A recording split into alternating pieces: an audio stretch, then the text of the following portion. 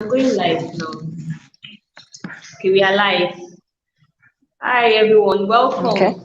Welcome to the August mentorship section of Sisters Ally Foundation. Again, I really want to say thank you. I really want to appreciate you for doing us the honor to join us. Okay, my team member is here. Uzema is here. Yeah, so I really want to appreciate you all joining us and doing this with us. It's truly a pleasure and an honor too at the same time because I know you are very busy, very busy. So we'll just dive right into the section for the day and get it over with. Okay, so this mentorship section is one of the programs of Sisters Ally Foundation, an NGO for teenage girls in local communities, where we give support, we give mentorship, we create awareness, we give advocacy, everything that has to do with supporting the girls in local communities to help them live out their dreams, to become valuable addition to their family, to their community, so that there's no excuse whatsoever not to be able to achieve their goals in life. Right, so that's basically what the NGO is about, and I have the privilege to be the ED of the NGO, and I also have my team member here with me. Ozema, please introduce yourself. Hello, everyone. Good afternoon. My name is Ozioma Lewedim. I'm part of the Sisters Life Foundation. I'm honored to be the project coordinator of the Sisters Ally Foundation. That means I'm in charge of our projects, all our outreaches, also and also planning of our projects. So I'm Yeah, really so happy thank to you. be here with you in this section. Yeah, so I don't know, I forgot to say my name is Ebere Onwi, in case anybody here doesn't know, or anybody on the section who are people who are joining us live. So we also want to say thank you to the people who are joining us on YouTube. We really appreciate you making our time to join us in this section. And we promise it's going to be very enlightening and entertaining as well. Let's make it as entertaining and fun as possible. So I'm going to be introducing our guests. I'm going to be introducing our guests. So I'm going to be introducing Mrs. Choma Okoli first. She's the creative director of Oma Sweet Cakes and Events. And to be honest, it's really an honor to have her here because if you know her, you know how busy, how busy she can be. Like, I really feel very blessed. In fact, I'm going to say the favor of God Almighty that made it possible for her to be here today.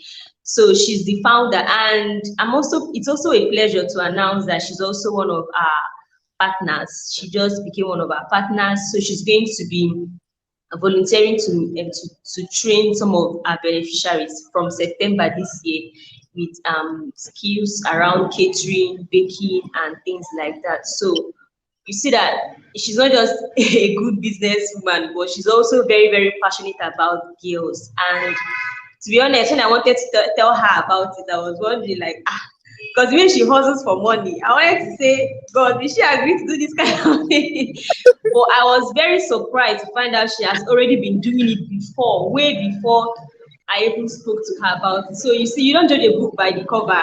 You don't judge a book by the cover.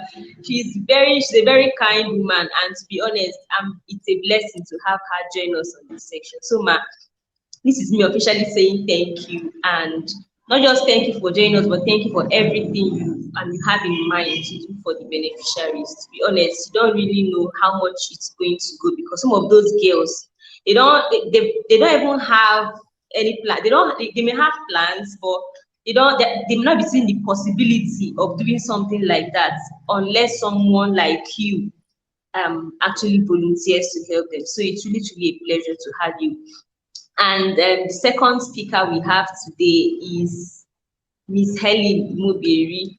Miss Helen Imoberi, we've come a very long way. She was my senior way back in secondary school. And after secondary school, I've been following her up like back to back. And I've been seeing the amazing things. Like, when they say that, that this composition we write in secondary school, there are teachers and there are teachers. right? You say there are teachers and there are teachers. So when you hear it, just think of Helen, because she's not just a teacher. I'm going to read out her bio. She actually made a very comprehensive bio about herself. So Helen Umoberi is a self-motivated young professional educator with 6+ years of working experience and a passionate advocate for sustainable development goals, especially quality education, zero hunger, responsible consumption and production, and climate action. She holds a Bachelor's of Science degree in Education Biology from the University of Nigeria, Nsukka. Helen is an advocate for the Global Schools Program, an initiative of the United Nations Sustainable Development Solutions Network, where she adopts a school-wide approach to promote education for sustainable development and global citizenship education in her local community. Her dedication, creativity, and initiatives in accomplishing her advocacy mandate gained her recognition as one of the Global Schools Advocates of the Month out of 300+ advocates from 75 countries in November 2021.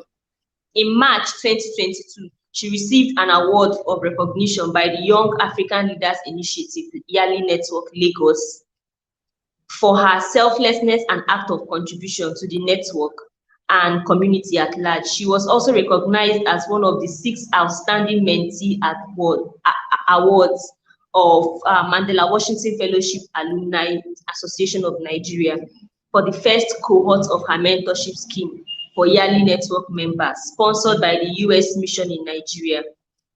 As a food systems hero who is also concerned about how improved access to food will help achieve quality education through increased participation and performance of children in underserved communities, Helen has over 1 year helped children grow out of hunger by volunteering with local NGOs like the Lagos Food Bank Initiative, Mama Money Empowerment Foundation, Agribility Nutriden, Agriculture Concepts, and the Future Food Africa Initiative.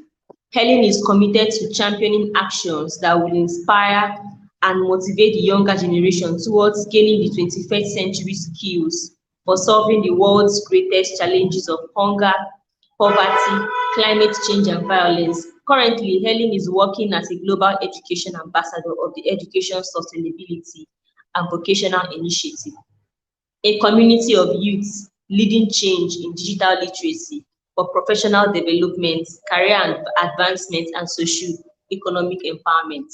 So you see why I said she's not just a teacher, right? She's a teacher. There are teachers and teachers.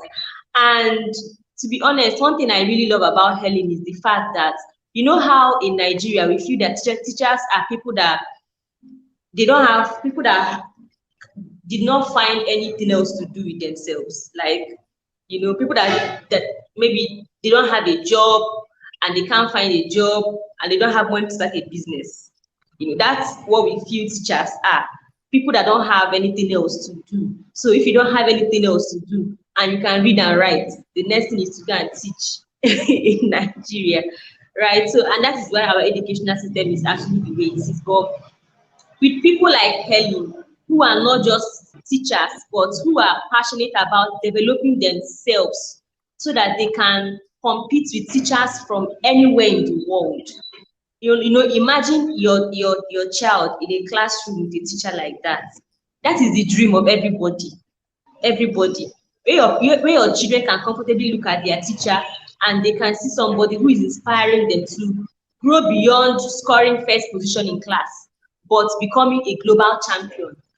You know, so that is what Helen does, and I'm really, really proud of her. So our two speakers today, we did not even go into really describing Miss Chioma Okoli. Let us just leave it so that, you know, we're able to finish and go today. Because if you start delving into her own bio and experiences, Oma will not finish. It is well. So let's just dive right into our conversation for today. Usually this mentorship program, we just do it every month and talk about specific issues affecting not just women, because at the end of the day, we find out that the things we talk about also directly or indirectly affects the men as well. So, but today we're not just doing mentorship for women, we're also celebrating the International Day for Youth. So, and this year's International Day for Youth, the theme is, please, is my environment too noisy? I don't know. Can you hear me? We can hear you. I can hear you loud and clear. Okay. So the theme for this year's International Youth Day is intergenerational solidarity, creating a world for all ages. Right. So the UN and all those global organizations are saying that if you're going to achieve the sustainable development goals, that the world needs to leverage the full potential of all generations and age brackets. So solidarity across generations is the key for sustainable development. So that is what this year is saying. The theme for this year's Youth Day is saying that everybody has to come together, whether you are 12, whether you are 10, whether you are 45, whether you are 18, whether you're 80. Everybody has something to do to contribute to achieving the sustainable development goals. So that is why our conversation today will also have to touch it somehow.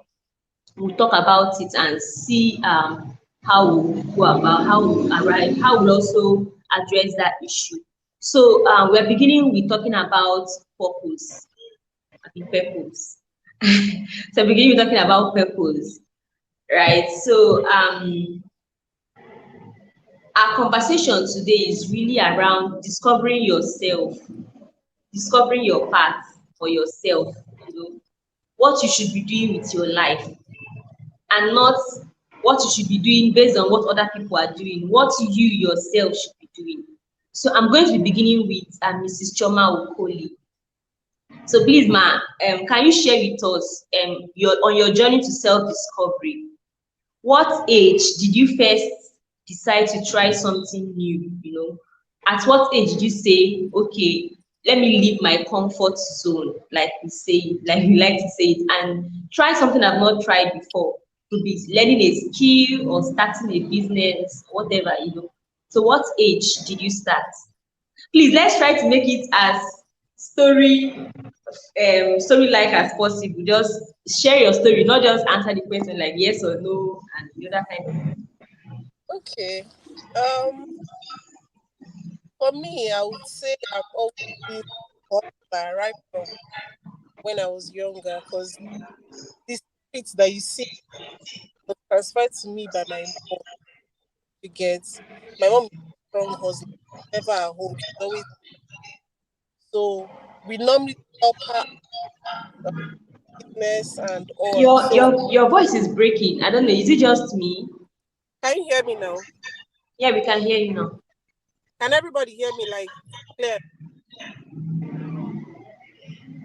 Helen, Did I can you hear her?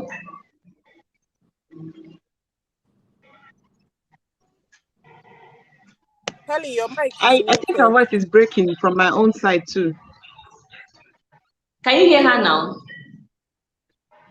Can you hear me now? It's freeze. Yes, I can hear can't you now. even. Is it free now? I can. I can hear you. Yeah. Yes, I can hear you. Okay, so I was saying that in terms of hustling and doing business, I would say it's something that has been in the family, because my mom was a business woman. When we were growing up, we were mostly the ones that always helped her at the shop then. So at the point I got to school, but then that has always been there throughout my stay in school. Like my 4 years, I was doing one or two things to help myself, depend on my parents at all. So at some point, I did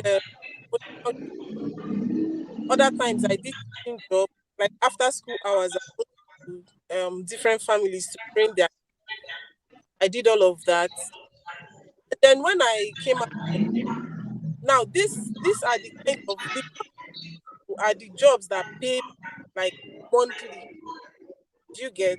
There are jobs that pay me like, so I just had that. I just followed. But when I went for NYS, at the camp, they taught us different kinds of, but the one I picked interest in was beams and wire works. That was the one I picked interest. When I came back from camp, I had to buy one or two things. I started practicing on my own and trying to see if I could sell, but it wasn't selling the way I said. I wasn't doing it. So I go back to Lagos because I'm raised in Lagos. I had to go back to Lagos, start for a wire works class, learn it very well. I did. I learned for like a month or so. I think a month or so. After then, I came back. I was getting married then, so getting pregnant there. And then I wanted something I could do before I get a job. So I started the wire works thing, but it was just my mother-in-law I was making them for because nobody was buying. Yet I would just make posts, no response. Just my mother-in-law, I will send to my mom. So all of that work. I left that one. Then I went into buying and selling of jewelry. I used to go to Onitsha then buy jewelry, come back, sell. But some of them it was profitable. Business was profitable, but then people were owing me a lot, so I just felt it wasn't paying, and I couldn't run in Onitsha, Abakaliki, Onitsha. So I had to stop that. After I had to stop that. Now I do selling of hairs. Like I never stayed one place yet. I do selling of hairs. I used to buy from Lagos, Onitsha, Port Harcourt. That one was going well. It was very profitable. But then again, credit. So I got tired of that. Then I stopped that one also. So, my kids were already, then I was already married. And I didn't want to be staying at home from morning till evening at my house or watching series or that. I was trying to do some other things with my phone. Like I did blogging also. I can't remember the name of that, but I knew I was pushing my other social media. Just leave posts and all that. But I was following a lot then. So I started from there, but along the line, until one of my friends came to my house. So I was complaining, trying to get people at night. Then I was actually applying while I was, but it wasn't working. Every day I go there or the other. So she came around. Was like, me, I'm tired. I stay at home. I need to start something. I need to start something. So she now told me that I said, She said, okay, I'll money. Go to the market and come that we can practice. So I now went to the market, bought all the things, got out, put sugar, put meat, put egg, put everything. And at the end of the day, it was like a cake. And I was marveled. I was like, are you serious?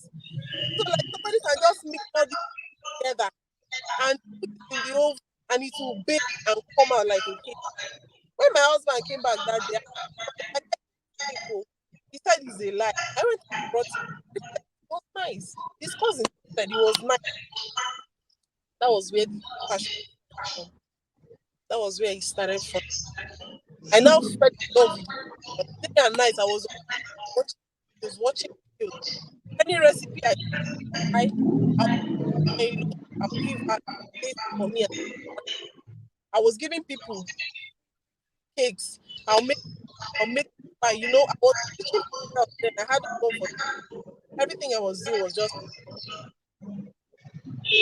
so from there. I know that it's actually my company because this was something with all the happiness. It was something I was doing. It was something I was doing. I was more. I had to drop everything. Your voice is cracking. And Are this you is serious? really interesting. Can you hear me now? Yeah, it's still breaking. Oh. I think it's network. Let me- I don't want the noise from there. Or is it okay now? Yeah, it's okay now. Okay, so that was it. Though. That was how I started. Though. Now I started selling things. eh, But then I knew that there was something that I wasn't doing right. So 2016 was the first time I went to my official 2000 and the same 2000 same year I will tell you that I discovered myself, my talent, what I wanted to do. It was 2016 that everything started. So I went to Lagos, I registered for a visa, and I came back, and then that is it from there. Wow. Okay, so as in just like that. That Just your like friend, like you're supposed to every year you go and pay homage. I time she comes around, if there's anybody around me, always shout, this is Kai. the beginning of my business. Or the one. Wow. Okay. So Miss Helen, what age will you recommend for people to begin to try something new, based on your own experience? What age do you think is ideal? You know, uh, I don't know about others, but me, growing up, my family is just like Mrs. Choma just said that she grew up helping her mom, and that was what actually spurred her entrepreneurship interest. But me, my family is book, book, book, book, and that kind of thing. Book, don't do anything else. Just read your books. Read your books. You get distracted, right? And I don't know. Personally, I feel like it actually made me lose out on a lot of time I would have used to learn other things and not just read books. I don't know about others anyway, but I'm just talking about myself. So, but Miss Helen, I want you to share from your own experience. What age do you think people should begin to try something new, begin to, go on this journey of self-discovery to know what they should be doing with their life? Okay. Thank you very much. Can you hear me well? Yeah, I can hear you. All right. Okay. So, speaking from my experience, I will simply say that there is no specific age I would recommend because as a teacher, in the classroom, we have individual differences, and looking at this environment that people come from, like just like you said, it might really affect our individual growth and our self-discovery. So for me, when I was growing up, because I'm this person that I didn't grow with one particular person, just like most people who lost their parents early in life, which I'm one of them. So I was just moving from one home to another, living with one person. And know if I can't just tell someone like that, this is the particular age you will need to discover yourself, because there will be a lot of challenges that will be hindering you. Even if you want to go into that book area or you want to go into learning a skill, you might still be in one way or the other be affected. So I would say self-discovery is just like something you allow it to happen either consciously or unconsciously. All right.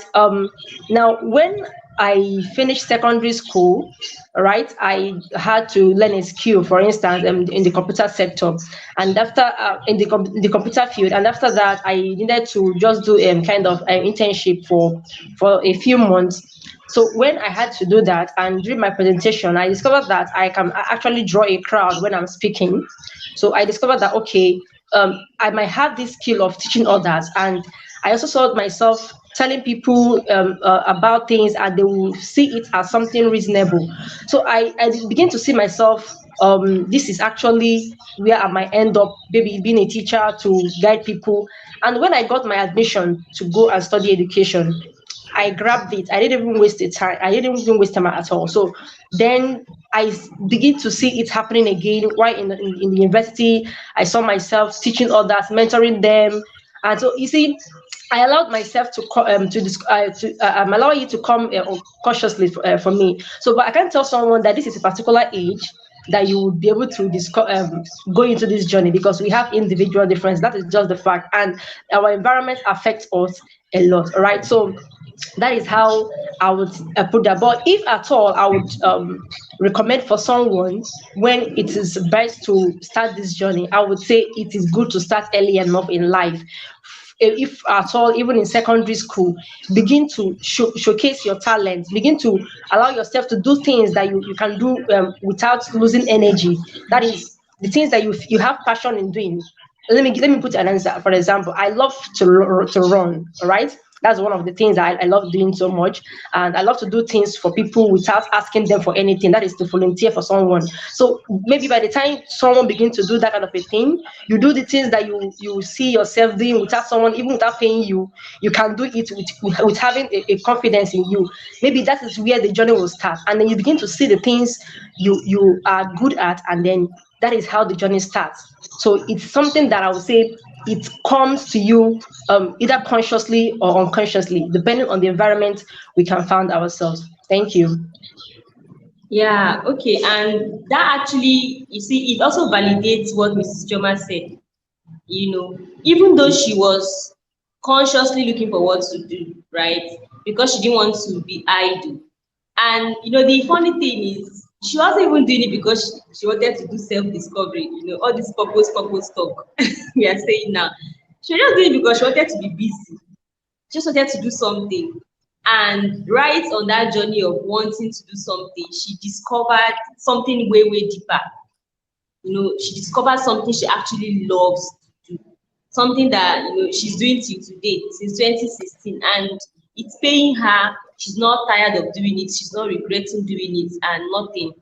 Yeah, so just like you said, it can happen consciously, it can happen unconsciously when you are not even aware of it, right? Yeah, And I also like the fact that you pointed out that people, environments and circumstances can actually affect of people course. too. Because, like with the beneficiaries we work with on Sisters Allied Foundation. So imagine that we don't meet these girls.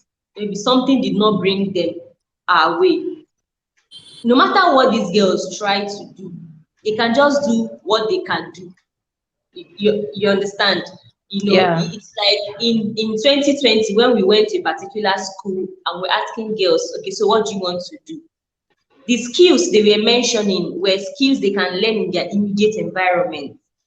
Things like hairdressing, things like tailoring, things like they'll tell you they want to learn nurse, this chemist thing, those things they do in their community. That's the ones they know. exactly. All those other ones, when you talk about catering for events, they don't understand it. Like, it's village people that used to cook for party in my place. It's women that cook in wedding and burial.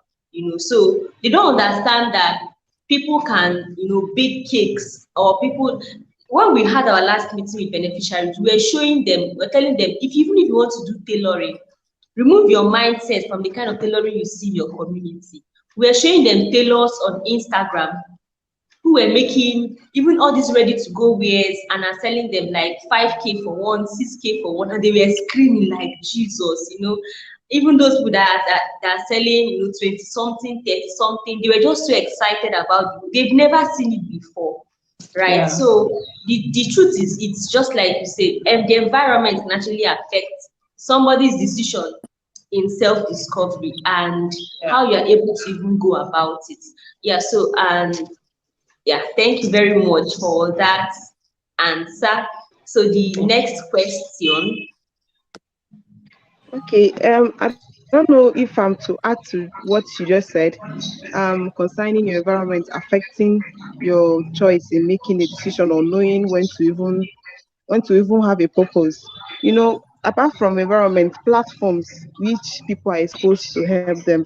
The school help us to know that there's a career like astronauts, lawyer, doctors, but platforms like churches and clubs help you find out some of these places, and people find their purposes from there. So because someone like me is from all those maybe non-denominational platforms that helped me discover what I want to do. And I was happy to learn about my purpose early in life. But I don't know, I want to ask maybe to Miss Okoli Choma, is there a particular age where someone with you see, maybe is there a particular age where someone will think it's too late for me to discover purpose, especially for women? Because some people will say, I'm married now, what am I discovering? What I need to discover now is what my husband wants. So is there a particular age, or people that are even not just women, even men, they'll say, now my purpose in life is just to train my children. There's no other Exactly. purpose again. So is there an age where people will think it's too late to discover purpose? I want to know, ma. The floor is yours. Never to. Now, I'm even happier. My parents are now more exposed to the benefit of. Parents are now more exposed to the benefits of skills. Like you all know, I have summer baking class for kids, and I actually have parents that have registered their kids for my classes. Now, these kids now my best to train them and make them enjoy what they are learning. Some of them might pick up this part and grow with it. You Yeah. understand? So this Yes. is like a path that has discovered path younger age. And then an adult, if you have tried to learn and it's not working, why sit and watch? Why not continue trying to get it right? There's no particular age for anybody. There is no waiting. There is no sitting around for anything. Do you understand? Yes, ma'am. You might you might be older.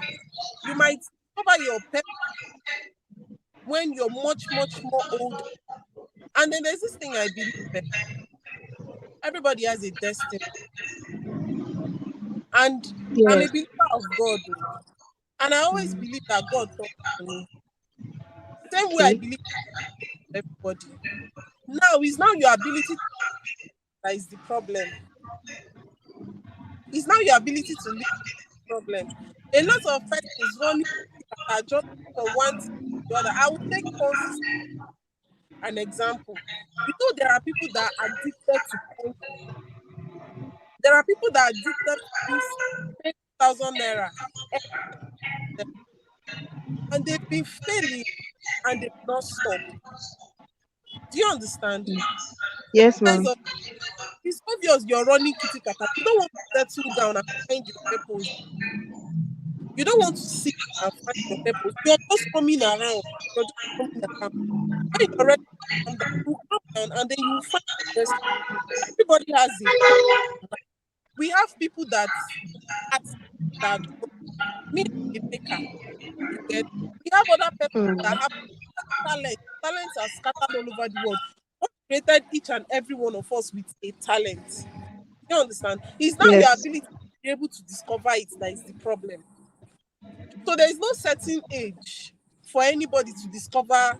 There's no like until I get to 20, until I get your time is going. Your time is going. The earlier you sit down and find yourself, the better. Mm. Okay. The Yeah. earlier you find yourself, the better. There's no age that is too late or too early for people to find their purpose. And like you already said, Yeah. trying to find your purpose, having an interest, don't just sit around. If something is not working out, try something else. Miss Helen, your teacher, you must have seen people that you must have counseled people that have Yeah. problems with finding their purpose. They say they are tired of this world. I don't think there's need. Let me just find a man and get married to him and take care of the children, or something like that. You should have heard something. Let me Yeah. know. What do you think? Do you think Yeah. there's an age that for people to be too late or to find their purpose? Yeah, Yeah. and especially with going to school too. Yes, Especially yes, with Yeah. going yes. to school. You know, some people will tell you, now it's their children. Oh, what else are they going there to do? Yeah. Yeah, okay. So thank you very much for that. When Miss Chuma was talking, I just remembered something. There is this Igbo adage that says, I don't know if I'll have to interpret it in English. So I believe we know that. So Yes. whenever you wake up, that is your morning. But the fact is that you still need to wake up. All right. So even if you wake up, if others really wake up around 6 a.m. and you woke up around 10 a.m. and some other person around 12 a.m., we know that there is a margin between the first person, the second person, and the third person. Now, what makes it difference is the consistency between the three of them. The person that might wake up as early as 6 might be just wake up and be staggering, all right? And then the person that woke Yes. up around 10 might wake up and put a little effort. And then the person that woke up around 12 might wake up and do something with a serious effect. And that you want to imagine that the person woke up around 12. So that is just to say, whenever you woke up, all right, in your self-discovery journey, it's fine. There is no particular age that we say it is late. Now, coming to the aspect of going to school, I have a very good friend of mine who I met on the Blue app, which is the Facebook. And when I followed her for the past 1 or 2 years now, I discovered that she actually started university at late age. I would say the age that most of us are already graduating, but it didn't stop her. So you see, and that even helped her to become more intention about the school she was. And right now she's fat, she's breaking barriers, like she's breaking records on social media. In fact, this Yes. morning before I joined this live, every day I go online, I will congratulate her for either one opportunity she won, or you will see awards like on award. Because so now, even in as much as she wasted time before going to school, she didn't give up on herself. So she went there, having stayed at home for years. She now saw many things that even inspired her more to now become intentional about her growth.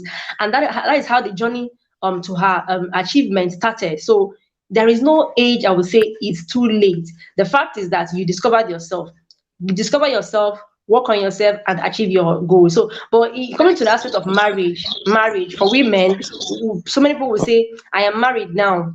I feel like I don't think I can do the things you are doing because you are single." That's one I would say is the aspect of the husband now.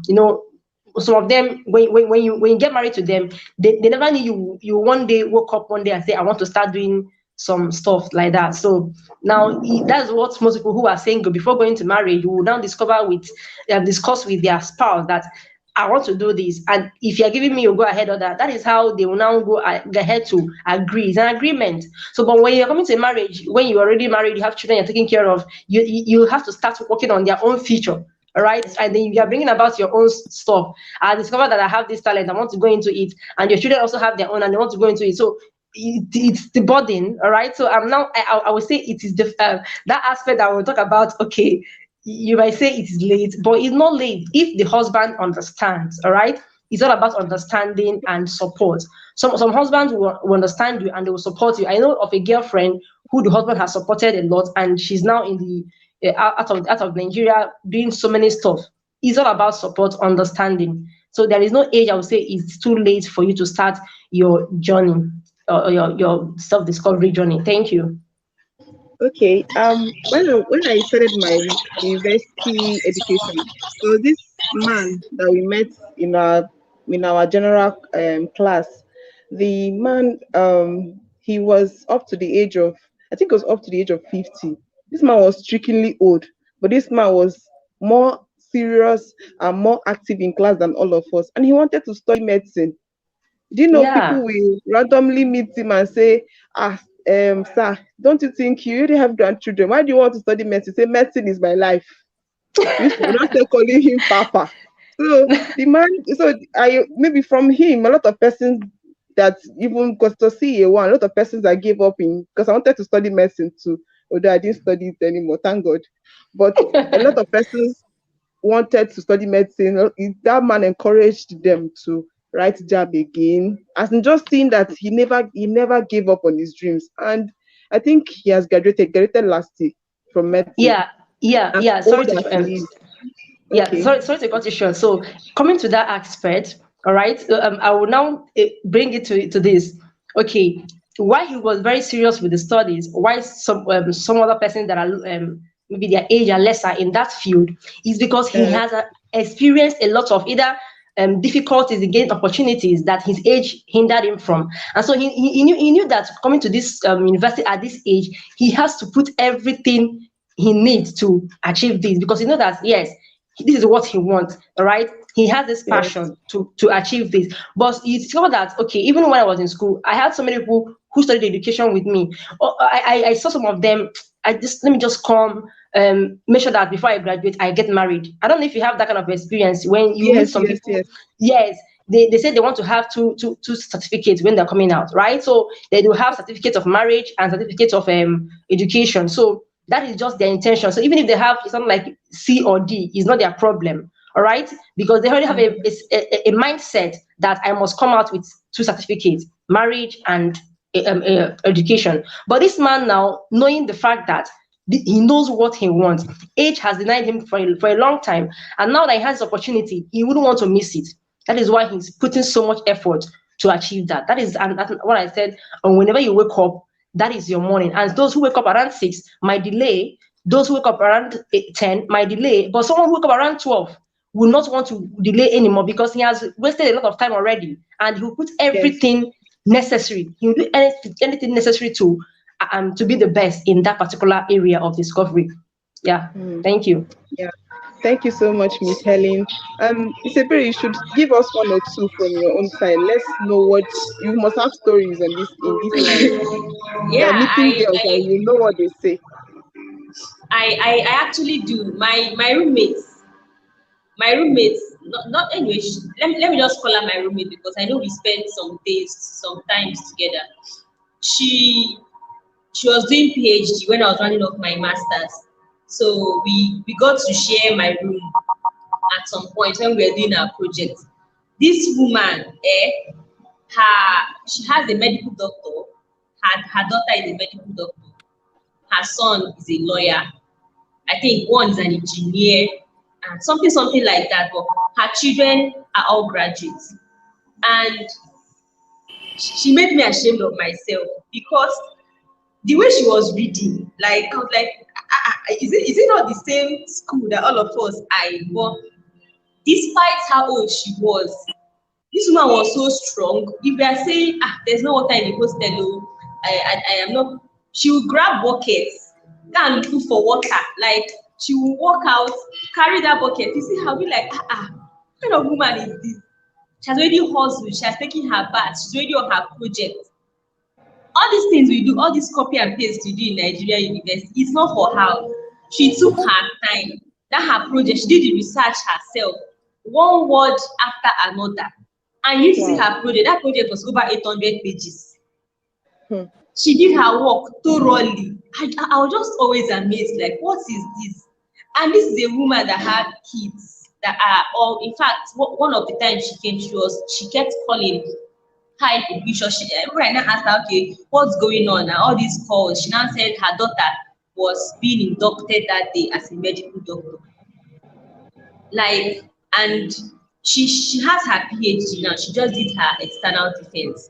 So it just dawned on me that, most times we don't really understand. The thing is, we don't just know what we want with our lives. We're just making excuses.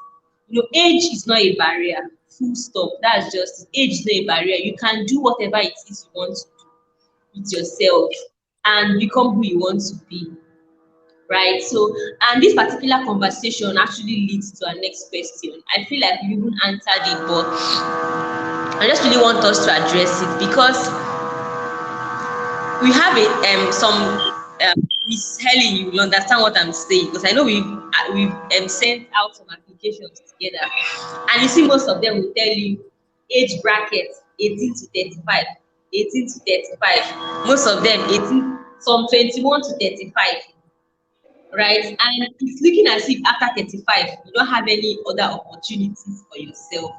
You've lost. So I really want to understand, what do you people think? Mrs. Choma, what do you think?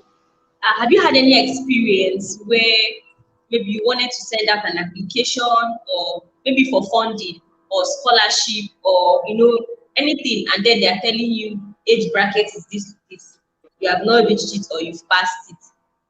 So do you think it is actually right? Because now that we've said age is not a limitation? Do you think age should actually, especially when it has to do with academics, fellowship, scholarship, should age prevent people from getting opportunities? I don't think anybody should have any opportunity because the person is younger or older. Although in some establishments, I would say, in some establishments, there are some that should be considered. There are some things that, like some roles that might maybe a firm might want to hand over a role to somebody, and it is obvious that a younger person cannot handle it because it might require physical strength or something. And then academic wise, unless it has to do with physical strength, mentally wise, I don't think age prevents anybody from taking up any opportunity or any job that the person has to. Like in my office, I have younger people, I have older people. I notice that the smarter ones are the younger ones. Then the most capable ones are the older ones. Now imagine I set a bracket and say, oh, I just want mature people in my place. If you're not up to 20, don't come. I will just have people that are physically strong and not mentally strong. Do you understand? And there are still people that are So older true. and still very mentally strong and mentally smart. Like I have a boy in my office. The kinds of ideas that boy gives me, as in the kinds of ideas he gives me, he's just a young mind. In fact, my business has taught me everything I know. I learned from my business. I learned that younger people, especially those that maybe just came out of secondary school and all that, their brain is still as smart as. There are some things I might want to do. I might be too busy to handle it myself. I'll just call him, oh yeah, take this phone, send this message to this person. This is what I want to tell the person. Address the message the way you feel it will be okay. When he finishes writing and comes back, I'll be shouting. Do you understand? And then again, there are other things that I might need um, the other ones to do that I know that, oh, this one is too young to handle this. Let these other ones do it. So I don't feel any firm should standardize age limits for their businesses. You can accept the young because they are smarter. You can accept the elderly ones because they are stronger. And you can accept everybody because mentally everybody has something to offer. Do you understand? Mentally everybody has something to offer. So it's just you assessing the person's ability, not the person's age. Just assess what the person can do, what the person has to offer. If the person has the interest of the business at heart, if the person really wants to work, you get. If the person is not lazy and somebody that will come and stress you and all that, no. That is just my take on that. Yeah, this I think this just summarizes it. To be honest, assess the person's abilities and not the age. For goodness sake, check what the person is capable of doing first. Don't just conclude because you're already 35. You not meet up. There's no way you can meet up. Right. So thank you very much, Ms. Choma. Ms. Helen, I don't know. Do you have any contrary addition? Do you have anything to add to what she said? Okay, for what she has said, I think she I literally made every point clear. Even looking at the topic, the theme for this year's International Youth Day, I think that is what we are trying to resolve now. The aspect of ensuring that everybody, despite your age, should not be kind of you keep you aside because okay, now putting myself for instance, where I applied for application earlier this year. I started the application, but I couldn't submit because of age bracket. So I discovered that I was already above the age. Now, this is something that I have been looking for, and when I eventually saw the opportunity to apply, I couldn't go ahead because of age. Now, whoever that is giving you that age bracket, is not there to know to hear your reason why you were able to see the opportunity for the past years you were in that age bracket. But this is something that I have passion to do. All right.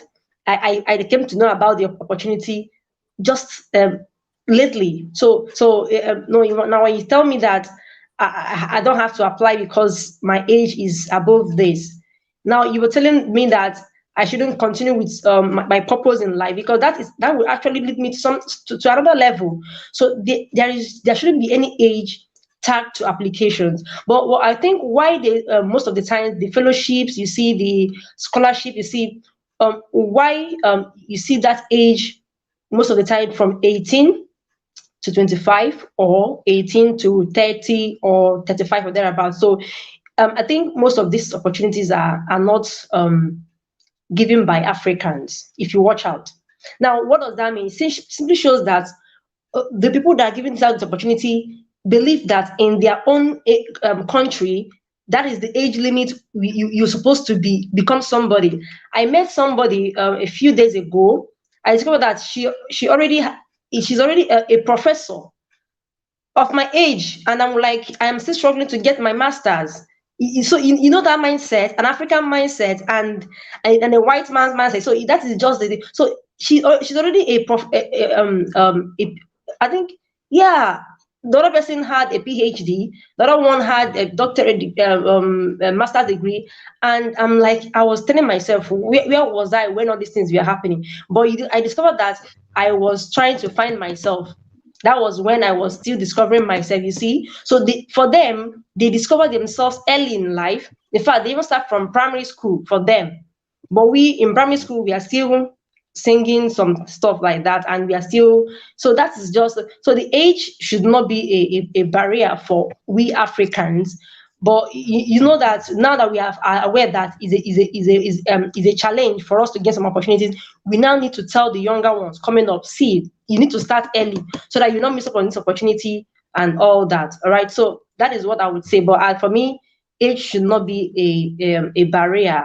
Just like Ms. Sheba also said that in her place of work, she discovered that young people are mentally smart. That is why we're talking about critical thinking as a 21st century skill in a classroom. And as a teacher, that is why I took this initiative of engaging myself with global opportunities where I can learn from these white people and then bring it down to the local classroom, which I always call thinking globally and acting locally. So I'm thinking globally, learning from these people, their initiative, their ideas. Now I'm bringing that to the classroom to inspire the young ones in the classroom that this is actually what the world is looking at from you at this age. So you don't need to start playing with your smartphone and doing other stuff. That while your time is going, by the time you begin to get these opportunities, your age might already passed already. So that is what I think I will say. Thank you.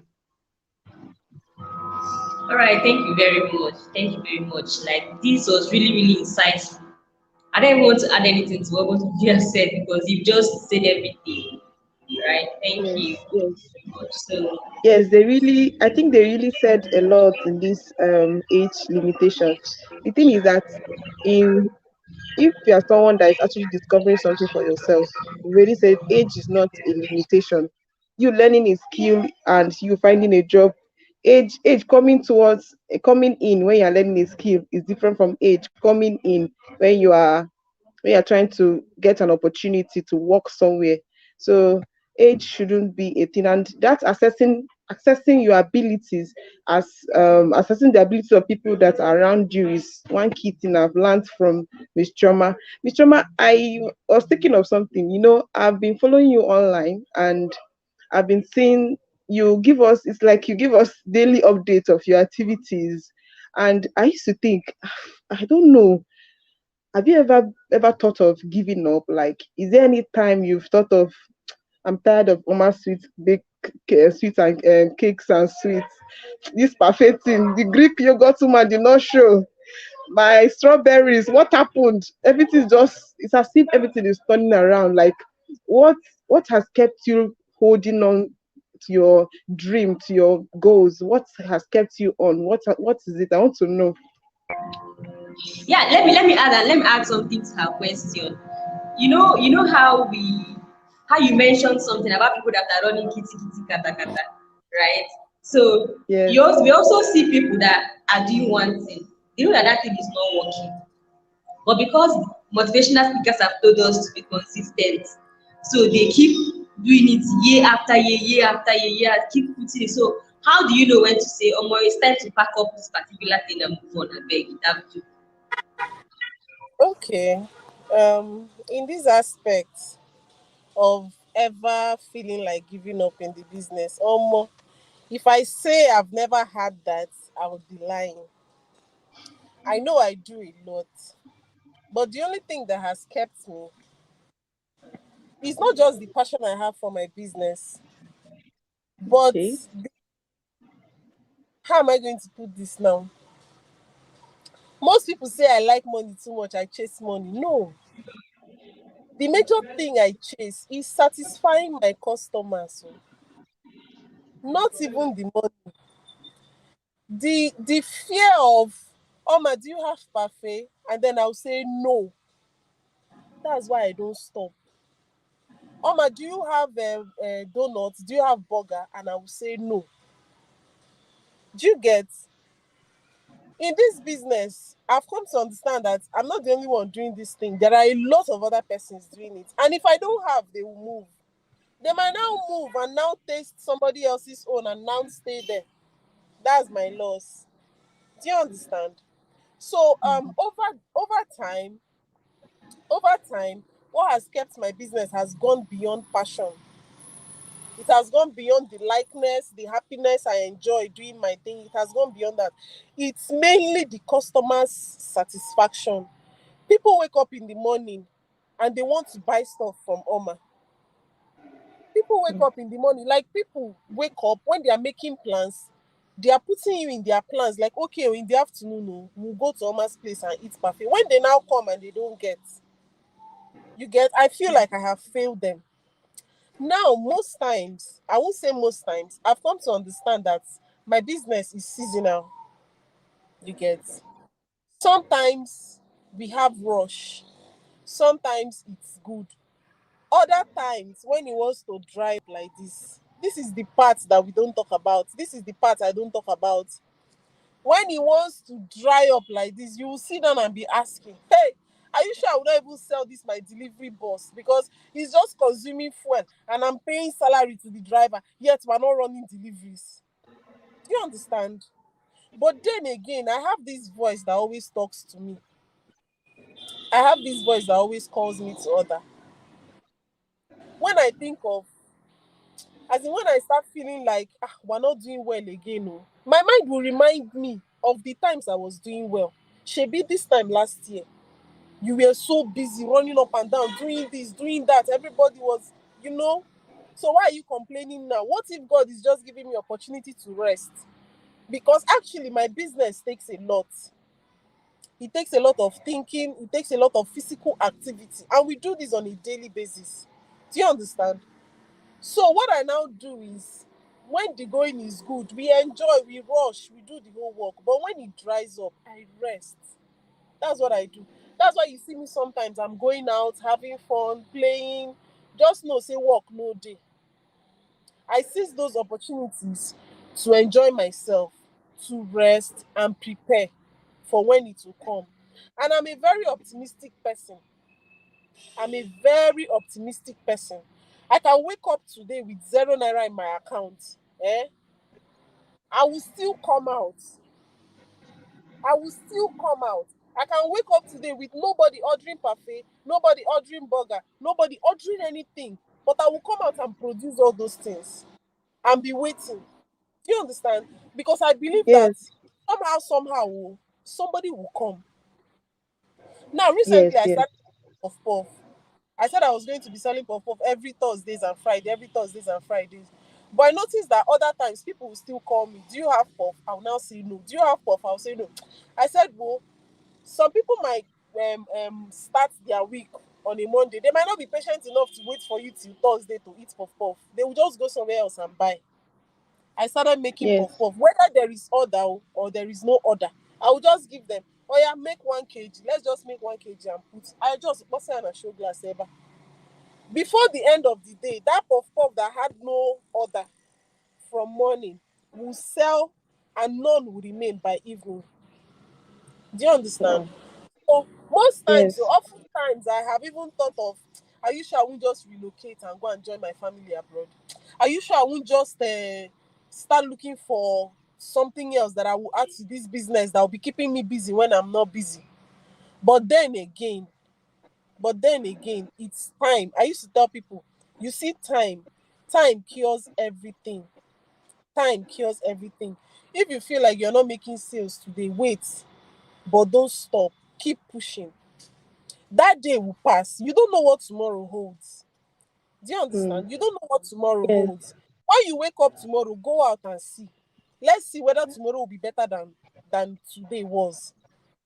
Mm. So the only thing that has kept me going is just my ability to satisfy my customers, the passion I have for my business, and then again, most times when I wake up in the morning, I'll go to my social media handle. You'll see a very young girl or one young boy somewhere that has been following me on social media that will now come and write plenty sweet things, how you motivate, how you this. I get those messages a lot. Because what will be my explanation to them if I pack up tomorrow? If I give up, how do I explain it to those people that are looking up to me? How do I explain it? I just have to keep moving. I just have to keep motivating people. Like I know a lot of persons that don't really understand this business, but they follow my footstep. I know a lot of them, and because of those people, I will not stop because I know I'm guiding people in my journey. I'm guiding a lot of persons that are following me. Some people wake up in the morning, they want to see what I've done so that they can do also. You get? So when I now stop, I'm not just stopping myself, I'm stopping a lot of persons. Do you understand? Let me just Yes, ma'am. let me just end it there because Thank if I keep Yeah, yeah. Yeah. I like the last thing she said about when she stops, she's not just stopping, she's stopping a lot of people.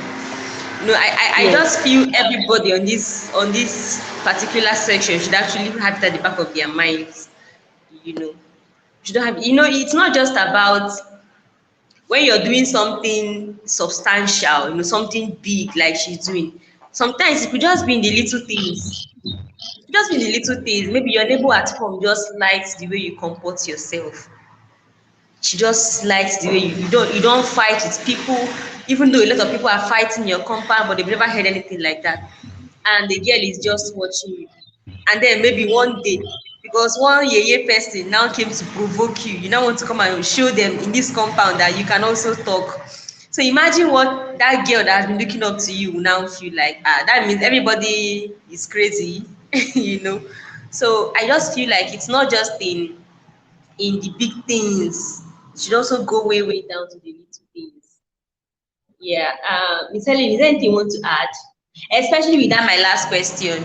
With is there like a time where you say it's time to just pack up? This thing is not working. It's not working. Or do you think just keep trying that particular thing? Just keep working on it. So how do you bridge the gap between knowing when to just pack up and try something else and when to continue with consistency? Okay, so I was actually laughing when she said the last thing. Um, when she look at those sweet sweet things that those young ones will type for her, she will be like, okay, should I just tag her because of one thing or the other, and then what would she tell those younger ones? And that actually answered my own point of view, where I would say it's because of my why.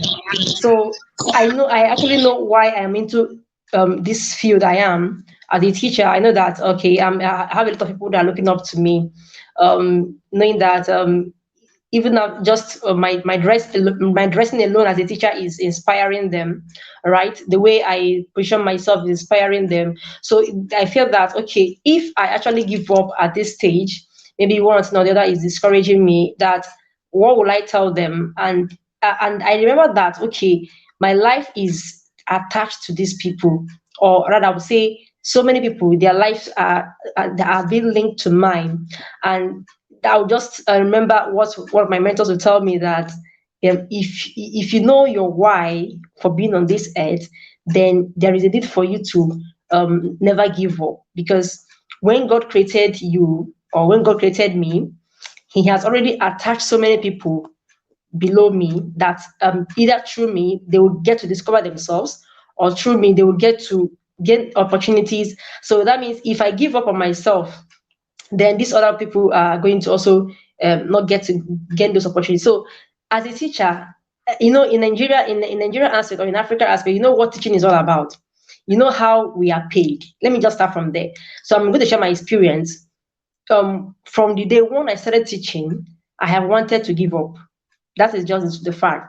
I wanted to quit, look for something else to do, because I'm not getting the kind of pay I wanted. I'm a young girl. I want to take care of myself. Stuff. You buy stuff as a young girl, and you know that your parents are not there to even give you. So you are dependent on yourself. Everything you need, you buy your stuff. That is just requires a whole lot of expenditure. So I was like, how far will I go by earning these peanuts as a salary? And so many things wanted to discourage me to stop teaching, which I know that so many people who even took this profession are already out of it, doing other amazing jobs, and are still making their cash as they wanted it. Because I felt that, okay, they are going to that field because they're looking at money. But as for me, I wasn't looking at the money. I now discovered that if I look at the money, I will not do this work it perfectly well. But because I continued, I didn't give up, knowing that so many people are linked to me. I'm going to inspire a lot of people. I'm going to teach a lot of people. I'm going to help a lot of people discover their own purpose or their own path in life. I didn't give up. So I kept doing my stuff. I kept being consistent. And from there, other opportunities open. So today, people will ask me, Ma, how do you become a global schools advocate? How did you become a global? So they're like, how did you get to this level? Now, if I tell them the story from the grassroots, from day one to this level, some of them might not want to pass through that the same stage. All right. So that is why I see that, okay, this is an opportunity for me to even help them cross those barriers. Like, this is what you're supposed to do for you to overcome those challenges too.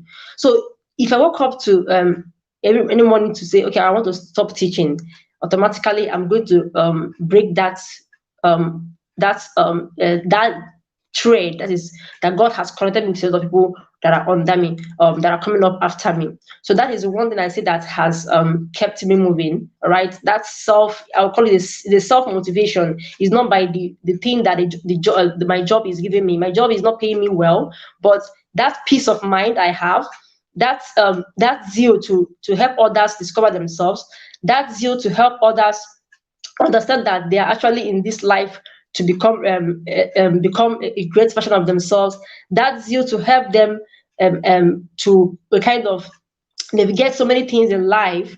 It's what has kept me moving. So it's not because I'm looking at the income of it, because coming from that aspect, I will have left the teaching profession for a very long time. So that is why I said it is my why. Immediately I discovered my why, that is when I stopped having that mindset of trying to quit or trying to stop my teaching profession and look out for other opportunities. So for me, I would say that when anybody is able to discover their why in this life, why God has created them, what is their purpose in life, they will not, no matter what the challenge they will face, all right, in life, of course, challenges will come. They will always find a way to get over it and then move on. There will be a time of sadness. There will be a time of enjoyment. Just try to take it and then go ahead of it. Thank you. Yeah, thank you very much. And you already answered the next thing I wanted to even talk about. I wanted to ask, how do you even know you're on the right track? Right? How do you know you're on the right track? Because the truth is, you can't just decide, okay, because everything is not going on well, that means this is not what I'm supposed to be doing. This is not what God wants me to do. Let me find another thing. Because from every indication, from the stories we've shared here, you find out that it's not always going to be rosy, like you said. So, and from your own explanation, you said, Miss Helen, you said that knowing your why. And I also heard when you also mentioned that, you initially discover that you know how you love to talk to people. And when you talk, people listen to you. So that was what spurred your interest in the teaching profession. But I also want to hear from Mrs. Choma Okodi. Ma, what do you think made you decide that baking is your thing? Apart from the fact that you were doing it and you like it, you did other things before now, and you also liked them as well, I believe. So, what just in maybe one or two sentences, can you let us know what it is made you decide this is my own thing, this is my area? Because people may be watching you and they are questioning themselves, like, am I on the right track? Am I doing what I should be doing? So from your own experience, what do you think is that thing that made you decide, yes, this is where I should be? I would say is if you're doing anything and it's productive, then you're on the right path. If you're doing anything and it's you're seeing the progress, it's successful, it's going well, you know you're on the right path. But if you're doing something and you're constantly not getting it right, maybe the same thing that other people are doing, and you're constantly not getting it right, like no matter what you do, like this thing is not just working, you will know it's not working. Do you get? Apart from the fact that you might derive satisfaction or joy in doing what you're doing, is it productive? That's the question. What you're doing, is it productive? What you're doing, is it something that can employ labor comfortably without you having problems? That's how to know that what you're doing is productive. Like if I'm a speaker like she is, when I talk, do people listen? Do you get? Like when I talk, do people listen? It's people's reactions and the how do I put it? Let me just say, it's people's reaction towards what you're doing that will make you know if you're actually doing it right or not.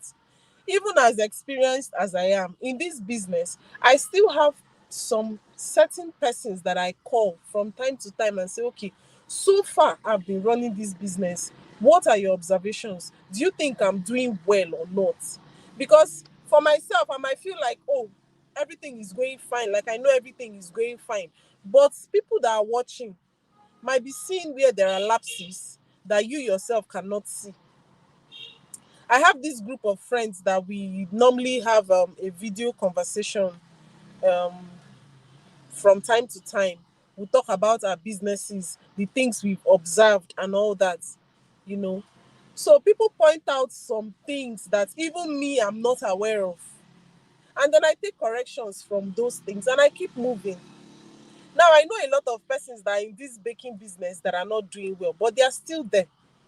I know a lot of persons that are in this business, but how do I put it? Some persons feel like because someone is doing this thing and is going, and I know how to do this thing, it must go for me to know. Do you get? There might be other things that you're doing that might even blow you more than that thing that you're copying from Oma. There are other things that I have a friend, we do the same business, but I know I do better. I'm not bragging, but I know I do better. And I know she has talent in some other things. I had to call her, I say, come, everybody cannot do cake. Do you understand? Everybody cannot do cake. You cannot bank on this cake business because I know the others are not coming. You're not as loud as I am. I can be very loud with my business. You're not as loud as I am. You cannot shout like I can. You get? And you don't have the flexibility to do a lot of things like I can. But I know that you're very good in this thing. I have seen you do it. Why not pay a little attention to this and see whether it will work? And then she started. I don't want to mention her name, but if she's here, she knows herself. She started, that was how she started. And now, if I mention her name, you will know who I'm talking about. Everybody in this Abakaliki wants to know her. They want to patronize what she's selling. Do you understand? So that is just that. Wow, that's really deep. That's really deep. So let us all look inside of us and tell ourselves the truth, because the truth is you're the only one that can tell yourself the truth. Everybody else can be telling you, but until you accept the reality and actually face it, that's when we make progress. I'm beginning to feel guilty that I'm keeping you people for too long, but to be honest, this conversation has been back to back informative. Like, it's really rich, and I really appreciate everyone for putting in their best, like for coming very prepared. And to the people who are going to watch this thing later, the replay later, like, really need to go and look for our speakers. I will attach their social media handles. Just go and say thank you, because I mean, this is just so much. This is just so much. Let us begin to round off. I'm going to ask one question. I'm going to ask Miss Helen this question. Because I know you interface a lot with teenagers, right? As a teacher in secondary school, what do you think a person who is a teenager, or maybe someone in their early 20s, what should they do? What should they be doing as per personal development? You know, in the times that we are in now, I don't know what the problem is, but everybody seems to be pursuing money. Everybody seems to be after money. We've seen cases of young boys, committing all manner of atrocities in the name of trying to make it, and even young girls as well, trying to wear human hair as early as 20, 21, when you know that you don't have any means of sustainable income. So do you think it is right, or maybe just let me not put words into your mouth. What do you think a teenager or someone in their early 20s should be doing as per personal development with regard to the plans they have for the future?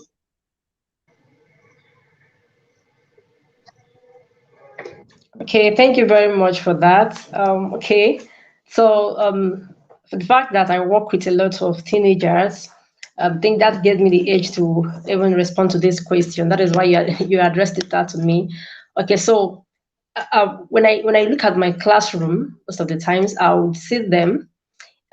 Is a bit some attitude that I wonder myself, like, what kind of parents do we have these days? Do they even actually know what their children are doing, even when they are not around? Maybe when they come back from work, do they even think of what are these young ones doing at home, either with smartphones or the applications they have at home and the home videos and all that? So it happens that the world we are now is a digital world, the digital age, where most everybody now have a smartphone. They use it to go online and do a whole lot of things. Some are healthy things, some are not healthy. And so for me, what I would advise any young one or teenager coming up now is, let me start with this. You have to learn to give give yourself the that opportunity to be taught, like be open-minded to learn from people. Now, what kind of thing are you learning is another thing. Is it a good one or a bad one? We understand that the social media is now almost at the tip of the fingers for almost all of them, where they can handle their parents' phone, go out there and watch a lot of things. That we begin to change their mindset of the way things are happening in the world now. So I would advise them, instead of using the social media in the wrong way, because I'm going to focus on social media now. Why? Simply because I feel that everything we are doing now is online. Literally everything we are doing, even to market your business, is online. You might not even need to go from one house to another. Just stay your apartment, advertise your business, people will order. And so you see, even to learn is online, to do almost everything is online. So for that, I will look at, they should begin to utilize the social media in the right way. You are a student, you finish secondary school, you don't know what to do, but you have a smartphone.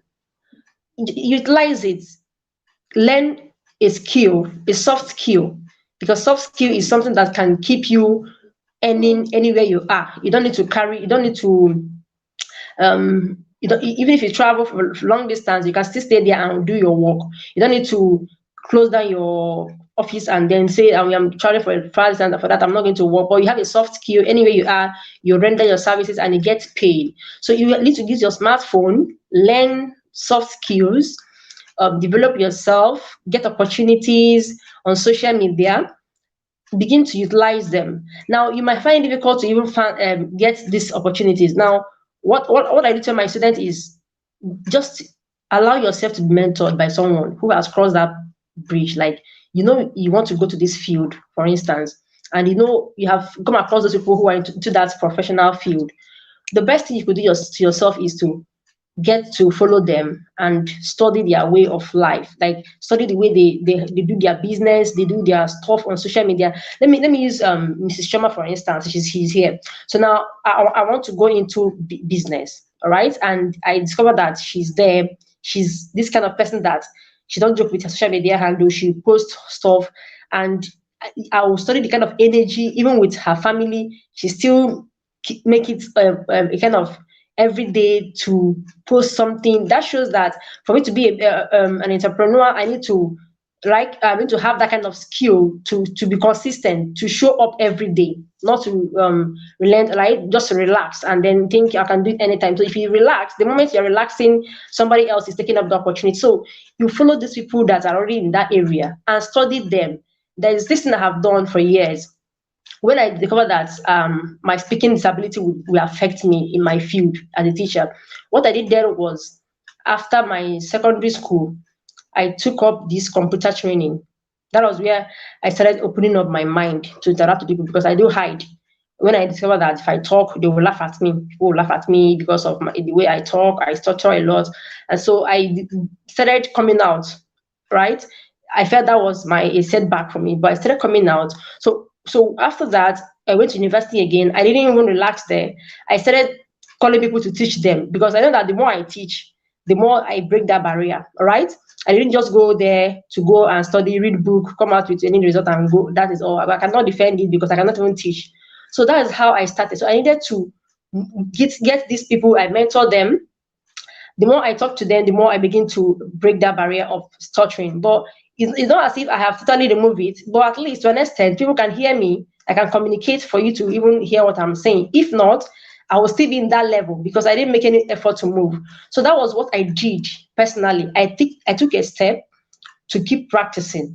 From there, I went ahead to take up a teaching job immediately after graduating. I did not relax. So you don't need to relax as a teenager. Get something doing, practice it, show up, right? If you have opportunity to go to university, render your services to people when you are still in school. That skill that you learned before going to university, render the services most of the time free of charge. Now, why I'm saying that is because when people talk about volunteering, we tell a young one to go and volunteer, all right? Maybe any skill that you have, they will tell you, is that how I'm going to make money? You know, our Igbo mindset now, we want to make money quick. So, but not knowing that when you are doing some volunteer works, all right, you are honing your skills, you're learning some skills, and you're developing yourself. Remember, we're talking about personal development, career development. So you render service. You can even meet, for instance, Mrs. Sharma and say, "Oh, ma, I have been following you on social media. I want to volunteer with your business. I want to help you do stuff." Now, you know why you are going there to volunteer. She also appreciated that you want to come and help her make her work easier. Now, when you're working, of course, with such people, you are building yourself, right? You are gathering this knowledge, you are gathering the skills that will keep you set for your next opportunity, for your next job, for your next career shift or whatever. So that is what I would basically tell young people. They should utilize the social media very well. Look out for mentors that will guide them so that they will be able to overcome those challenges that they will take like 5-10 years to get there. But working with people, volunteering, and trying to use the social media in the right way to even attract such of these mentors, or to even take up courses at their own pace, that will even help them to develop themselves early in life, such that when this opportunity comes, right, for them to move themselves to the next level, they will not miss it. I do tell myself one thing when I was growing up: if I am not prepared and an opportunity comes, automatically I will lose it. And so I have always tell myself this: preparedness plus opportunity, it is equals to what? Success. So I need to prepare myself and get ready for that opportunity to come.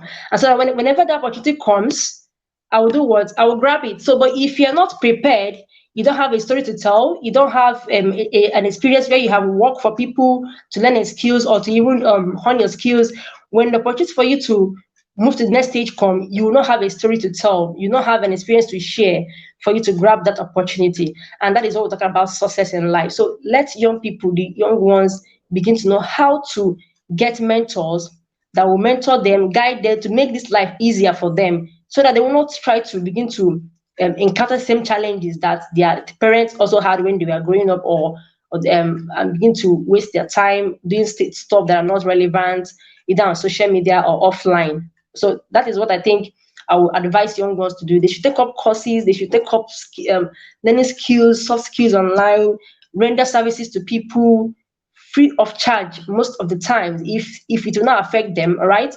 If it will not affect them, they should render services free of charge to people.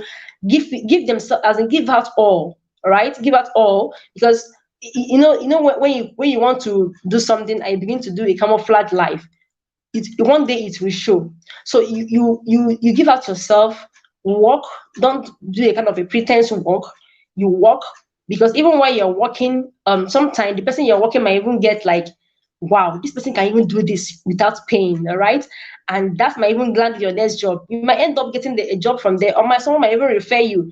Oh, this young girl is, or this young person is actually something else. This person is so. You see, when people need you to write get a recommendation for people you have worked as a teenager or as a young person, they can always give out their all, recommending you for opportunities, which I have personally experienced. That I have one of my employer till date. Whenever I tell him that I have an opportunity I'm applying and they need him to give me a recommendation letter, this man will give out 2 pages. Now, the requirement is 1 page of a recommendation, but he'll give 2 pages. So I'm not left with how do I edit, because he has literally given out all that this is what this person Helen can do. So we young ones shouldn't begin to hide themselves um, from doing the right thing they're supposed to do, and then begin to engage in watching irrelevant things on social media, and begin to do all sorts of other things that are out there that are not going to give them a good self-image when the time comes. So that is what I think the young ones should do. So in a summary, they should give out all, look out for opportunities where they can learn a skill and then render those such skills, and then build on it with time, and then get mentors that can also help them make the work easier for them. And that is how they will begin to get themselves ready for opportunities in the nearest future. Thank you very much. Yeah, thank you very much, sis. I'm sorry my video is muted. I will still bring it on. I'm somewhere. So when the Bible says it's in giving that you receive, right? I just feel that that is what you just said in summary, because the truth is, just like you said again, the age for teenagers and people in their early 20s is a time for preparedness. It's the time to get mentored. It's the time to build a skill. It's time to build the right networks, the connections that you will need in your 30s and 40s and 50s. It's not time to be looking for social media followers. It's not time to be struggling to become an influencer. It's time to build solid network. It's time to build solid connection, right? So thank you very much, sis. I really, really appreciate. Ozioma, is there anything you want to say about that? Because there's something I really wanted to ask Oma For now, Smith. I don't know if she she's has still said here. everything. Okay. Okay. Okay, There's a question I want to ask concerning what Oma she just Smith. said, okay. Don't worry, continue.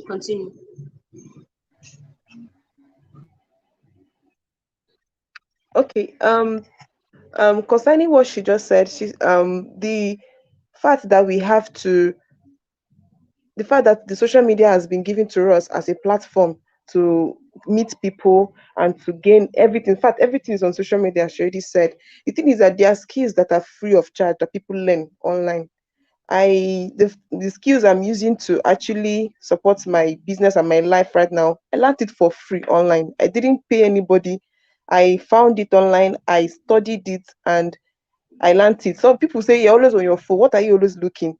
But I'm not the one person that dances. I'm not saying people that dance, there's nothing wrong with dancing online if it's for something or maybe other things. What I'm saying that I've learned skills that are profitable to me. So the people right now, the young people of teenagers now, they should quit making friends. Quit. I'm not saying you should still make friends though, but it's not the basis. You should make reasonable. You should be intentional in what you do online. And the thing is that most people don't even know that most employers now their check out the people that want to get jobs in their company, their online activities. Like I applied for a job and they asked me for my social media handle. I gave them, and they're like, "You seem like someone that is quiet. We don't, you don't talk. You want to get a job as a sales manager and you don't talk." I said, "So I talk. I can see you. They're talking physically, but your online presence does not say that." So people perceive what you put out there online as something. So that's my take on this issue. But you can ask the question. Yeah, let me add something to that. And people, some of one problem with the youth now, we say things like, what I put up online is not a representation of who I am. Nobody knows that. What we see is what we get. What we see is what we take as who you are. So we really need to be very careful. Make good use of the social media, Facebook, Instagram. You can learn from there. You can follow people. Again, about mentorship, this particular section that we have every month, it's mentorship for women. You can even keep following these things because we bring in people from different sectors. Last month we had a barrister come on to talk about the law. So you can just keep following the section and learn everything you need to know as a woman to be productive. There are so many other people that you respect, you can follow. And it's not a must that you can send them a message and say, please ma, can you mentor me? Sometimes they might not even have that time. And then you start becoming angry that this person is too proud. No, follow them on social media and read the things they write. If they've read books, read their books. If they have webinars, attend their webinars. They have online sections. Just keep following them and you will learn something that will transform your life. And so that's what I want to add to that. And we are rounding off. The question I want to ask Mrs. Choma is, we're talking about solidarity of different generations. Ma, do you think it's possible that people from different ages can actually work together to achieve these sustainable development goals we are talking about? I know you've mentioned something like this earlier on, but something as diverse as somebody who is 18 working in the same space with somebody who is 45, somebody who is 78. What do you think we can do as individuals to make sure that we don't have clashes? Because the truth is, we have these ones we call the Gen Zs, we have the millennials, we have the Ds, and you don't blame them when they behave, because sometimes the way we are raised is not the way my father was raised. It's not the way my children will be raised. All of us have our differences. So, but what do you think we can do as individuals to be able to work together?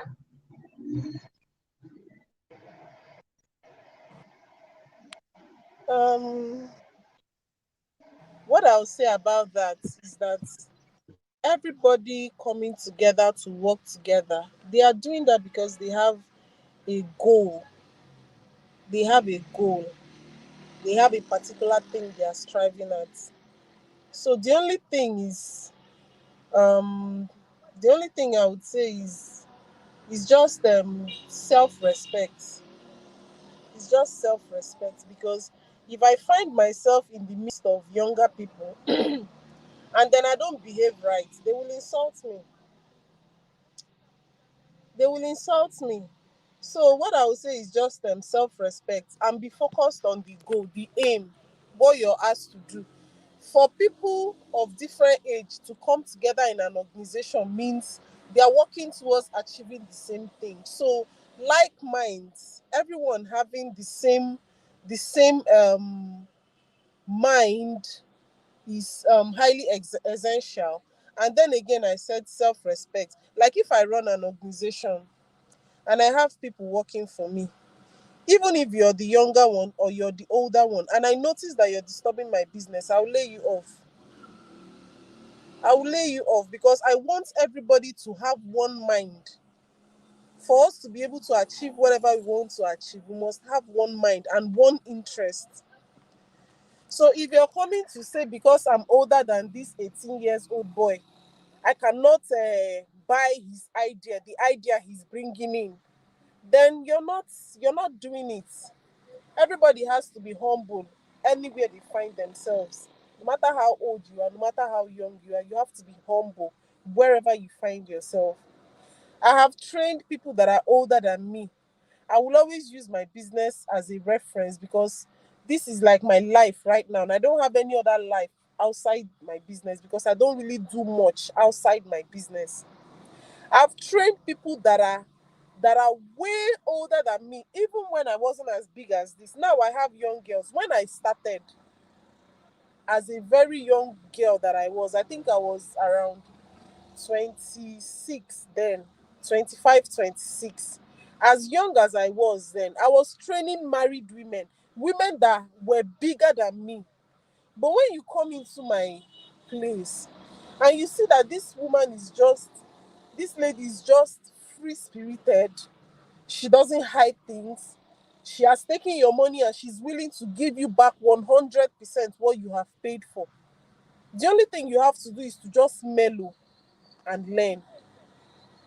For you to come and register with me, knowing that you have kids that are as old as I am, for you to come and register with me, knowing that you even have kids that are as old as I am, is enough to make you like bring yourself down, learn this thing and go. You know why you have come to me. There are people that are older than me that are doing this business, that are training people, but you have seen something in this small girl that has made you come to her. Now if you come and be doing boss, you won't really achieve a lot. It's just humility. And I've learned from those women because when you see them around me, even till now when I come out, they call me my madam, my madam, my madam, my madam. These are people that are way older than me. They are way older than me. People that are even influential, because I know I've trained a politician's wife before in my business, but nobody knows. You get, it was a one-on-one class. And anywhere she sees me today, no matter where it is, no matter who she's with, she still addresses me as my madam. She's not doing that out of foolishness. She's not doing that to make me feel big. She's not doing that to make me feel good or to make me feel happy. It's just the humility in her. Do you understand? She knows say she passed me. She knows say she passed me. But she knew what she was looking for from me. She humbled herself. She learnt it. She's doing very well now. So no matter where you find yourself, whether you're old or you're young, humble yourself. It's just humility that does it all. Especially when you people are like in a group and you're working towards something. Everybody has something to offer. Just like I said earlier, everybody has something to offer. Don't underrate anybody. Like, don't underrate anybody. Don't think because she's too young, she cannot talk when we are talking. No. In fact, I listen to the youngest people in my office than I do the older ones. Because these people, they are still, their brain is still young, their brain is still smart. I have a lot of things stuffed in my head, but they are still trying to discover themselves. They are still trying to discover what they will do to make this thing easier, to make this thing sell faster, those kind of things. So you don't really have to like, when you come in the midst of people that you're older than, and then you come and no, just humble yourself, bring yourself down to everybody's level. That's my kind of a person. If I come in the midst of people that are way older than me, I speak maturely to match their level. If I come to people that are way younger than me, I speak like a baby to match their level too. So that is that about that. I actually like the last thing you said, when you come to the people that are younger, you speak their language, to Exactly. match their level. When you come to the older people, you also speak their language. And I feel like that is what everybody should do, right? And I also like the way you started. the fact that you said when you were working, like we are all talking about achieving the sustainable development goals, we understand that we have a goal in mind. This is not an avenue to come and start checking who is older and who is younger. Everybody should just put in their own effort, put in their own quota, do what you can do. Let us just achieve this thing once and for all, right? So I just feel like you've said it all. Self-respect, being goal-oriented, and speaking the language of the different ages, right? Don't make the Gen Z feel like they are failures because they're not behaving like millennials. No, they are Gen Z because they are Gen Z, and there's nothing anybody can do to change that. So you speak their language, you be their friend, so that you can be able to work effectively with them. So, and we are rounding off. The last question I want to ask Ms. Helen, and then Ms. Ozioma will just round off with that question and close for the section. Because both of you are social media people. I mean, so Ms. Helen, please let us know, how have you been able to leverage social media? Just try to make the answer as brief as possible so that you go for your next events. I don't want to keep you waiting any longer. And Mrs. Omasui too has business to attend to. So please just let us know how you've been able to leverage social media as a teacher, as a young person. How has social media helped you? Because on social media, Facebook, Instagram, TikTok, we have old people, we have young people, we have people of different ages. How have you been able to leverage it to be able to achieve your goals as a person? Okay, thank you very much. Social media, like I always tell myself that it's representing who I am, where those who cannot see me physically is.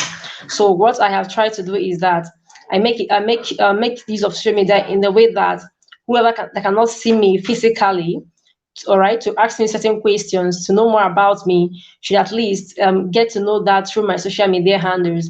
And that is what I would say is a kind of an online CV, or online CV, where if I'm opportune to get to any opportunity and I was asked to give in my social media handle, and I will not be called for any interview, either physical or virtual. So I will just confidently give it out. Now, why am I saying this? Because I have built it in a way that if I'm not able to see you, tell you more about me physically, or even convince you for a particular question you want to know about me, now my social media handle should be able to answer that to an extent.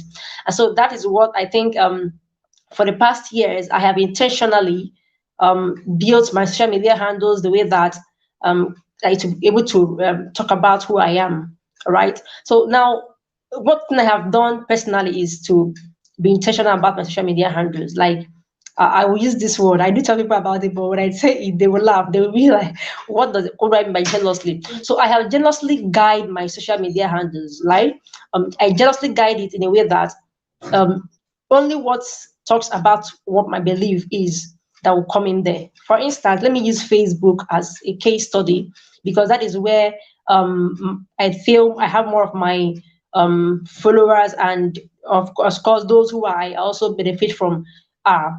So I guide it in a way that whatever I drop there should be able to talk about me to an extent, and I wouldn't allow what people do. Maybe they will tag me in a post that doesn't talk about what I believe in, to just come in there when I'm off from it, like a month or 2 months and all of that. So I make it in a way that if I'm sleeping and someone tries to post something that is not of my belief, or of something that is not talking about what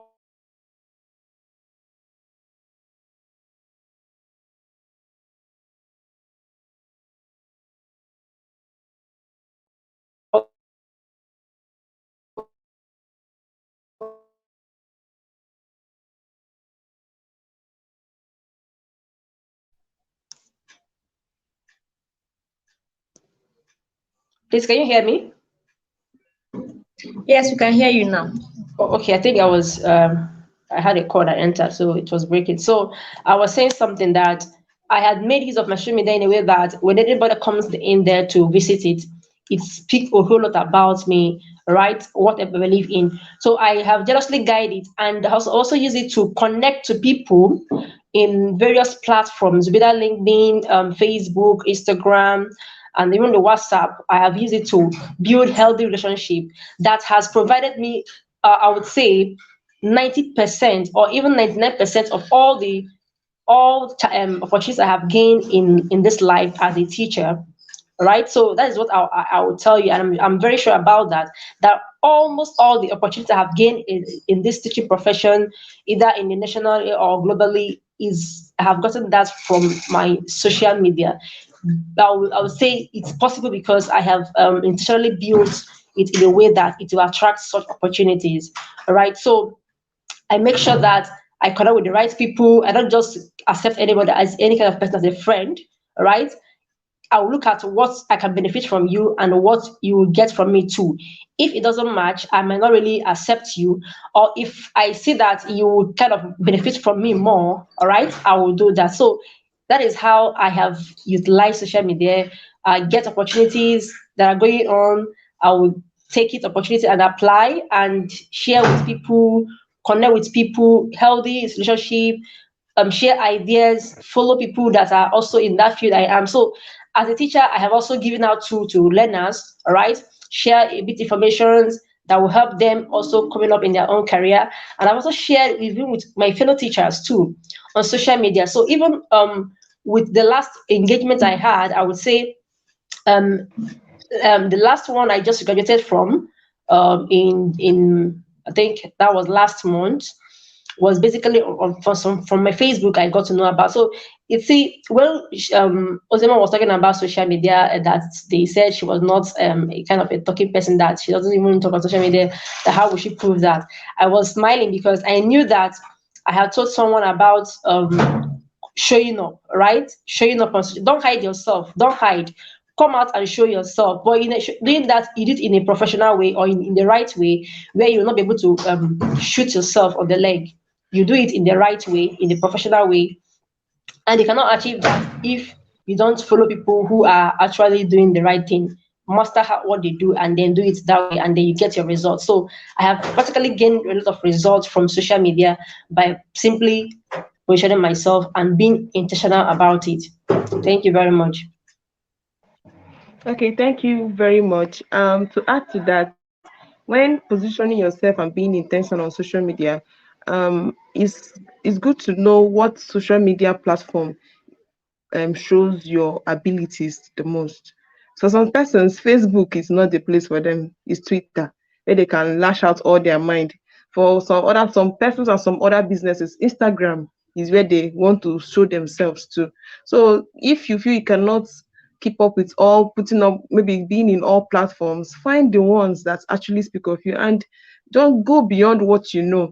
You can surf YouTube, surf the internet and know what other platforms are available for you to actually show who you are and what you do for other people to know. So social media is a very large space and people should actually put themselves there.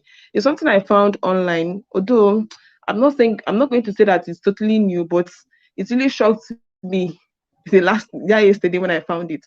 I found that people that are into the gaming, I don't know, gaming platform online. There's a gaming platform on Facebook. The people that are into that gaming in Nigeria, they make up to at least 10 million to 5 million naira. The least person, this is live video from people, is saying I made up to 1 million naira. So I'm asking, this thing have been existing and Nigerians do not know, and just few persons have tapped it. So if people could solve these opportunities online, I think the rate of economic meltdown or maybe crime rate will also reduce. So we actually encourage our viewers who are actually watching us right now to check the internet. Don't stay home and say you're hungry or stay home and say there are no opportunities out there. There are many opportunities out there. You just have to put yourself out. And apart from surfing the internet, there's God. You have to also believe. If for those that don't believe in God, I don't think um there are even if you don't believe in God, you believe in something. So you should know that you with that belief of, or some people even believe in the universe, believe the universe or God will help you find that thing that is of you, and you should keep on it.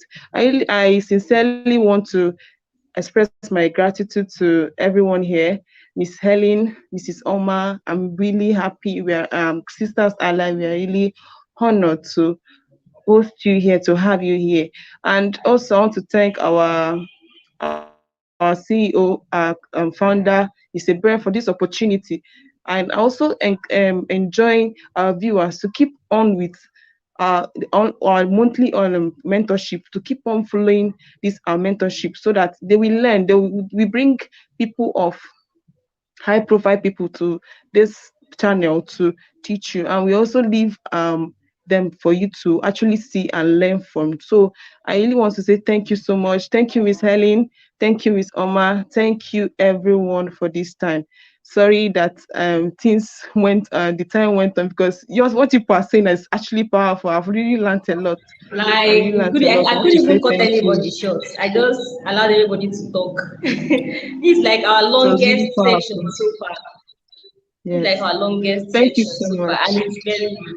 Thank you very much, everybody. We really appreciate it. You're Thank you. welcome. Thank you. So we'll see everyone again next month. To the viewers, thank you for sticking with us. Thank you for being patient. I would really appreciate. So we'll come again next month at September with another section again. As usual, it's going to be, back to back educative and entertaining as well. So yeah, so just stick with us. That's what we're saying. Just stick with us. Thank We'll you. share the social media handle of the speakers and the NGO as well. Yeah, so thank you very much. Thank Thank you, thank Ozioma. you. You've helped Thank everybody. you. Thank you for showing up as Thank well. you.